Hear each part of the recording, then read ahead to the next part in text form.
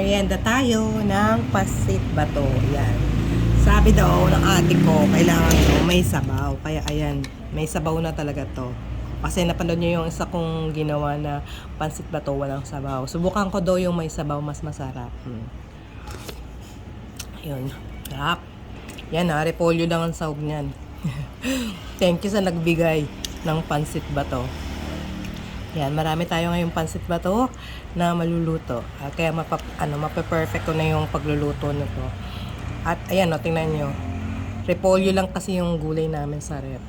Kaya ito na lang. Pero kadalasan pechay talaga. Pechay Tagalog nilalagay.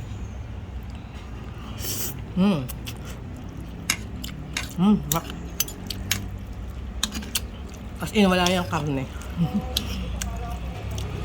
Diba? Toyo, paminta.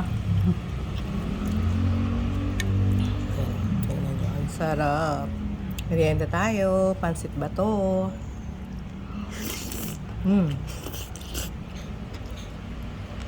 Grabe, sarap.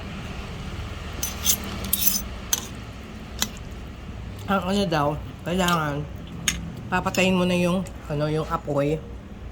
Half cook pa lang. Wag daw iintayng maiga yung yung sabaw kapag nagluluto ng pansit bato. Kaya half cook pa lang para kataon na yun, kasarapan na yun.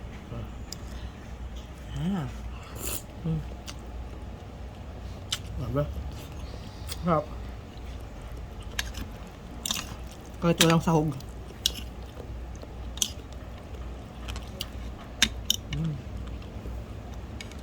Ganito gusto ko yung mga simpleng luto lang, walang sahog-sahog. Thank you for watching and don't forget to follow, like, and share. Bye!